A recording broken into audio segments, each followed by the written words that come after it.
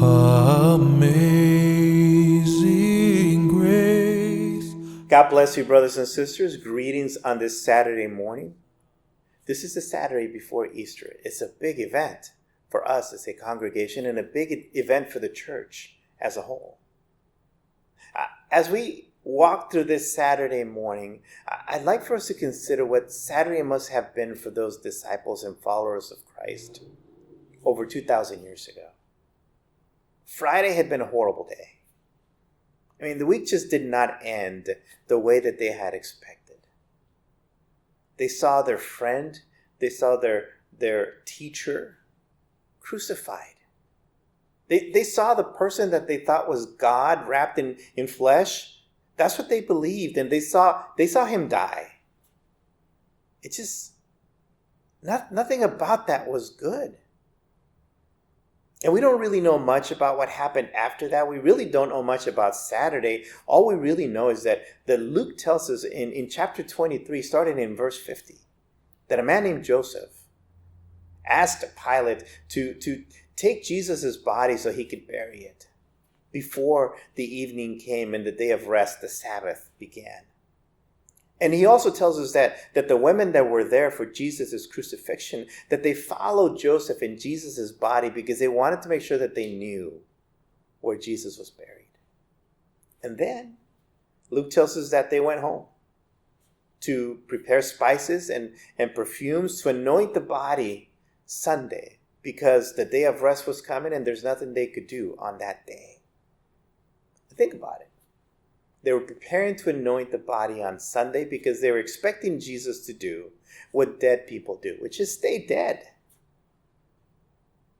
So Saturday must have been confusing. Friday was depressing, and Saturday must have been confusing. As the disciples gathered in fear for their own lives, I think they were confused about what they had experienced. I think they were confused about the last 3 years of their lives. I mean, it just didn't seem like they had put their trust in the right person. They were wondering, what am I going to do next? What is my life going to look like next? Everything was up in the air. Circumstance was not good. It was not only not good, it was very helpless and hopeless. I don't know if you can relate to that. I know that I can. And perhaps you can as well. Perhaps you found yourself in a circumstance. Maybe you find yourself in a circumstance now where you feel helpless, where you feel like there's no hope of a good outcome anywhere near in the future. I think that that's where the disciples found themselves on Saturday. Friday was exhausting and depressing, and then Saturday was just confusing. And if you've ever felt that way, you could probably relate to what those disciples felt. Well, that was Saturday. And thank God that every Saturday is followed by a Sunday. And this Sunday we celebrate that Jesus did in fact rise from the dead. He did not stay dead as everybody expected, but he did, just as he promised, rise from the dead on Sunday morning. And that gives us hope. So if Friday was depressing and Saturday was confusing, then I thank God for Sunday, which gives us hope. And listen, I got to tell you, whatever you're struggling with today, whatever you've been struggling with for a while, maybe it's things that you struggle with, your thoughts that are not good. Maybe it's problems in your relationship at home or with family or at work. Or maybe it's something that you struggle with in yourself. Whatever that may be, I want you to know that's Saturday stuff. Thank God for Sunday.